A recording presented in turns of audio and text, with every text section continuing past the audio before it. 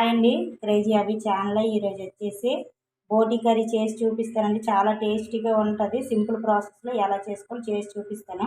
ముందుగా బోటీని అయితే క్లీన్ చేసి పెట్టుకోవాలి. స్టవ్ ఆన్ చేసుకొని కుక్కర్ పెట్టుకొని ఆయిల్ అయితే వేసుకున్నానండి. ఇప్పుడు ఆయిల్ వేడి అవ్వాలి.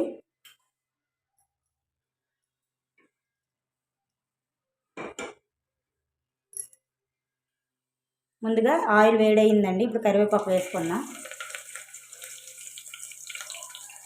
అలాగే కట్ చేసి పెట్టుకున్న పచ్చిమిర్చి ఆనియన్స్ కూడా వేసేసుకున్నాం. ఇప్పుడు కట్ చేసి పెట్టుకున్న ఉల్లిపాయ ముక్కలు పచ్చిమిర్చి అన్నీ వేసుకున్నాం.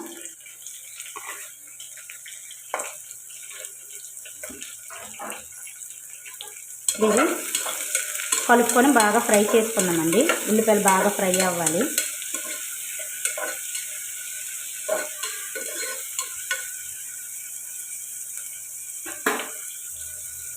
ఉల్లిపాయలు ఫ్రై అయ్యాయి కదండి. ఇప్పుడు ఒక పెద్ద స్పూను అల్లం వెల్లుల్లి పేస్ట్ అయితే వేసుకోవాలి.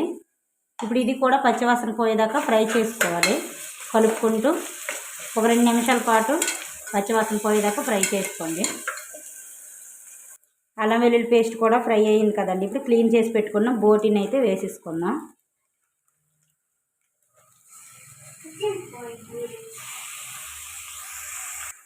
ఇప్పుడు వేసుకున్నాం కదండి బోటీని అయితే. ఇప్పుడు బాగా కలుపుకుందాం. ఆయిల్ ముక్కకు బాగా పట్టేలాగా.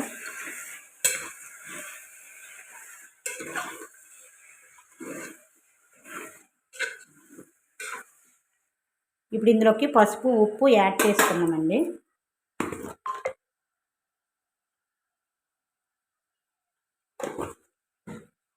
పసుపు అలాగే సాల్ట్, రుచికి సరిపడగా సాల్ట్ అయితే యాడ్ చేసుకున్నాం.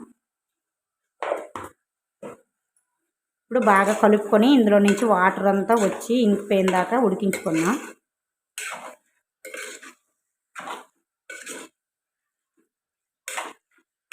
బాగా కలుపుకోవాలి.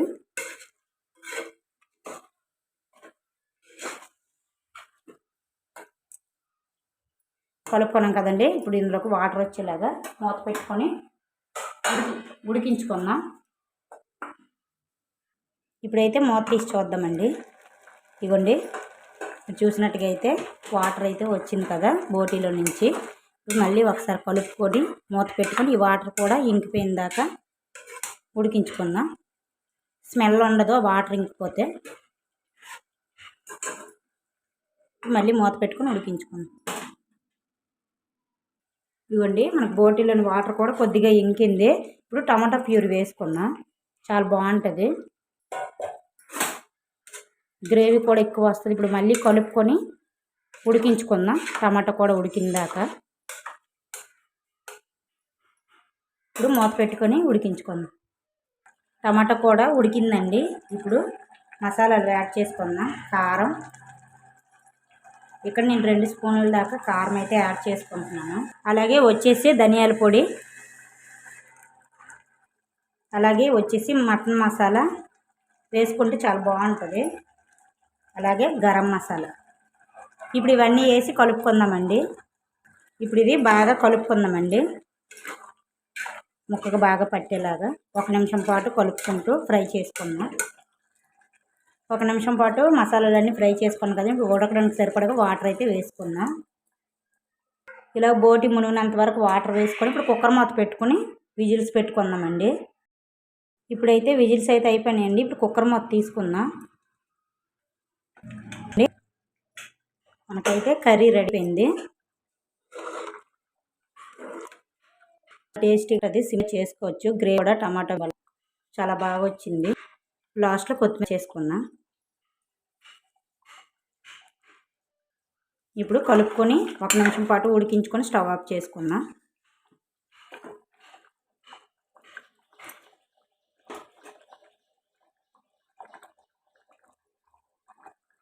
ఇప్పుడు కూర అయితే రెడీ అయిపోయిందండి. 1 నిమిషం పాటు ఉడికించుకున్నాం కొత్తిమీర వేసిన తర్వాత. ఇప్పుడైతే స్టవ్ ఆఫ్ చేసుకొని దించుకుంటున్నాను.